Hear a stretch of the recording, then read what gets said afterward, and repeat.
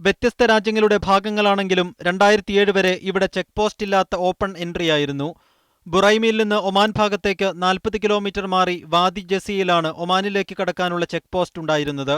2007 ഇവിടെ 2 ചെക്ക് പോസ്റ്റുകൾ നിലവിൽ വന്നെങ്കിലും പാസ്പോർട്ട് പരിശോധന മാത്രമേ ഉണ്ടായിരുന്നുള്ളൂ. 2009 ആയതോടെ ഇത് ചില പ്രൊഫഷണലിനു മാത്രമായി പരിമിതപ്പെടുത്തി. പക്ഷേ ഈ മാസം 15 മുതൽ അൽ ഐനിൽ നിന്ന് ബുറൈമിയിലേക്ക് കടക്കുമ്പോൾ പാസ്പോർട്ടിൽ എക്സിറ്റ് അടിക്കും. 35 ദിർഹം ചാർജ് ഈടാക്കുന്നുണ്ട്. തിരിച്ച് അൽ ഐനിലേക്ക് പ്രവേശിക്കാൻ ഒമാനിലേക്കുള്ള എൻട്രിയും ഒമാനിൽ നിന്നുള്ള എക്സിറ്റും അടിക്കണം. ഇതിന് 40 കിലോമീറ്റർ ദൂരത്തുള്ള വാദി ജസിയിലാണ് സൗകര്യമുള്ളത്. അൽ ഐനിലുള്ള വാടകയുടെ 1/4 മാത്രമേ ബുറൈമിയിലുള്ളൂ എന്നതിനാൽ അൽ ഐനിൽ ജോലി ചെയ്യുന്ന മലയാളികൾ ഉൾപ്പെടെ നിരവധി കുടുംബങ്ങൾ ബുറൈമിയിലാണ് താമസിച്ചിരുന്നത്. പ്രവേശന വിസ വന്നതോടെ അവർക്കൊക്കെയും കൂടിയ വാടക കൊടുത്ത് അൽ ഐനിലേക്ക് മാറണം. ബുറൈമിയിൽ സ്കൂളുകൾ ഇല്ലാത്തതിനാൽ ജോലിയും താമസവുമുള്ള ഒമാൻ വിസയുള്ള നിരവധി ആളുകളുടെ കുട്ടികൾ അൽ ഐനിലാണ് പഠിച്ചിരുന്നത്. സ്കൂൾ കുട്ടികൾക്ക് കൊടുത്ത സ്പെഷ്യൽ എൻട്രി പെർമിഷനും ഭാവിയിൽ ഇല്ലാതാകുമോ എന്ന ആശങ്കയിലാണ് പ്രവാസികൾ.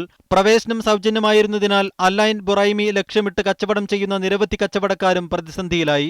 പെട്രോൾ, പഴം, പച്ചക്കറി, ഇറച്ചി, മീൻ തുടങ്ങി ബുറൈമിയിൽ വിലയിൽ വലിയ കുറവുള്ള നിത്യോപയോഗ സാധനങ്ങൾ വാങ്ങുന്നവരും വിൽക്കുന്നവരും, പത്രം, ആനുകാലികങ്ങൾ, പാൽ, റൊട്ടി തുടങ്ങിയവ അൽ ഐനിൽ നിന്നും ബുറൈമിയിലേക്ക് കച്ചവടം ചെയ്തിരുന്നവരും ഒരുപോലെ പ്രതിസന്ധിയിലായി.